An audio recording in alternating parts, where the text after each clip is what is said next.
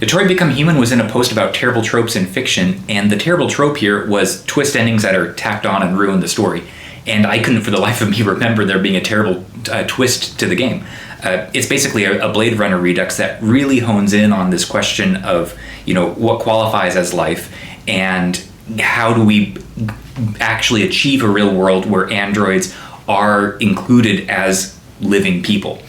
So you're playing as three different android characters, protagonists, the revolutionary who's leading to this change in the world, and the cop android that's trying to stop him. So, you have that big, question of what's going to happen with the world. But then we also boil it down to the formation of a family with Kara, an android who's a caretaker who becomes a caregiver for a young child. So this story with its three perspectives is actually about two stories. What's to happen for the world at large with this struggle of revolution or stopping the revolution, and then what's to happen for the family with Kara and the child, and how their love also invites a third figure, a father figure, to also join and really form the family. But it's boiled down to those two. And the terrible twist that the post alleges is we find out most of the way through the game that the child we're caring for is not a human but also an android. And, it was like she was hidden, but we realize where our love is not for a human, it's for an android. And the post alleges that it's about human and android love, but if it's just androids loving each other, then it doesn't do anything or whatever, which is nonsense. The really interesting question is, why is it important for that child to be an android? What does that achieve? Because we cannot get to the same space that Kara's stories gets to if the child is human. Because we undergo this arduous world in which everything is coming after us. It's a deeply existential struggle to play Kara's story, because we basically save her from an abusive father, and then we are the part that doesn't fit in with society afterward. We are scrounging by with no money. We have people who take advantage of us and want to destroy us. And then as the revolution happens in the story, the whole society tries to annihilate all of the androids. And so you struggle and give everything of yourself to save the child that you are saving. And when we find out that it's an android and that we love another android, that doesn't ruin anything.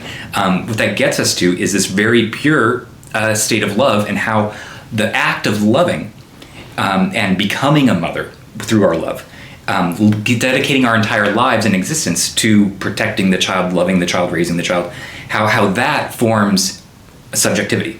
It forms who we are, the uniquely human thing. And we really feel that in a pure sense as the story continues, and we run into these situations where we're risking everything for the child and to survive. And there are multiple different endings there. There are happier ones and sad ones, but the best, I think, is when we are really stuck and trapped in an extermination camp of the androids, and we've had our clothing stripped. We are now no longer human appearing, but these white naked forms, and we are in line to be dismantled and destroyed, and there is an opportunity to escape or be destroyed together. So we need to become the android to get to this point where we break past our own programming and experience the freedom, the trauma of our own freedom and free choice against going with the flow of things, the way things are. We need to be the android who does that to get to our own human experience of, the same trauma of our own freedom. So when we start this game and we, for the first time, see the child in danger and break past the programming of not saving her because we're told to, and doing it anyway, that delivers us to our own human freedom, because the android is a glancing off of the same freedom that we ourselves experience. It's the same thing with love here. We form our love of the child. We form this family, and it erases the distinction between human and androids, coming to some sort of coexistence. The whole atomistic approach of intersubjectively trying to communicate our separate, completely broken off ideas is completely undone in the game of Detroit Become Human. Like, it's universality. It's about these points of connection through the non-belonging of being completely on the outs of society, like being completely vulnerable, attacked constantly. Like, that's the point at which we connect with these characters, wholeheartedly. It's a very emotional game, and we drop this human-android distinction entirely, not just because we are playing as androids, but because we are connecting actively with each other, as androids. So that's a huge Hegelian insight. That's what makes this dialectical, how we are seeing through our own position fully in the form of this android family formation. And this point is more relevant today than ever. Experiencing going through a concentration camp is unfortunately, one of the huge problems of our era.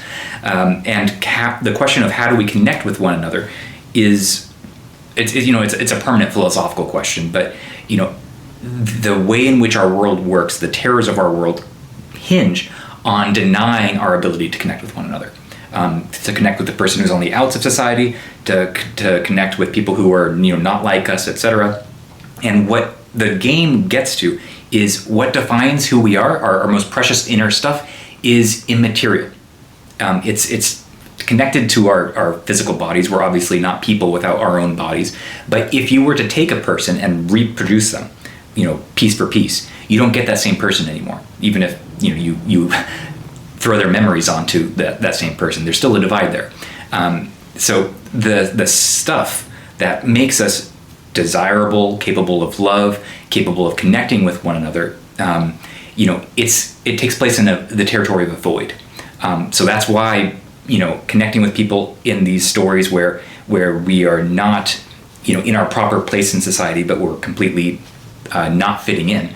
That's our point of connection. That's what universality is. And when we are in that space connected to one another, we are capable of love that's transformative, that changes the world. So again, the mother and child, their love is a revolutionary fantasy that other people fall into. Not fantasy in the sense of being fake, but fantasy as this way of viewing the world itself, framing. So their love is completely radical in this game. So they have their own revolution going on while we have the bigger, broader story of revolution as well. It's not just about the father figure, the guardian who comes in, but other friends along the way are willing to give their lives entirely for Kara and the child, who are androids, who are things, objects in the broader meaning of the world. Like, for the world, they're nothing, but for the people in this story, they're everything. That's the most human thing there is. Giving yourself up for another person. Love, the radicality of love. So having that happen, not for humans, in this atomistic sense, but broadening it out to androids who are different physical stuff, but are the same inner thing, which isn't the case in our world right now.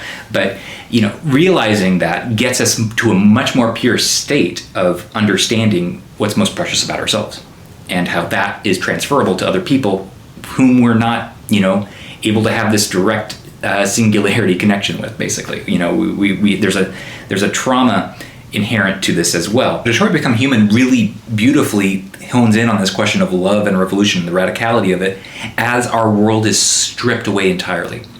It's a wonderful game.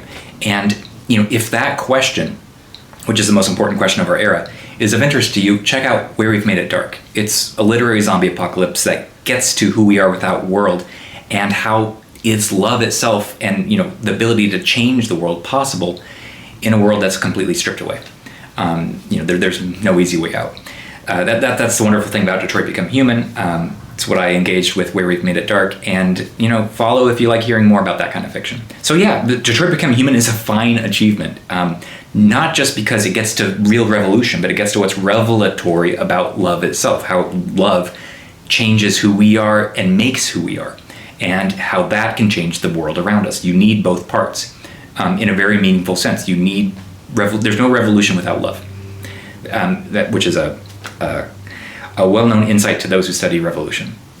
But definitely worth watching a playthrough of this game if you've never seen it and you don't play video games.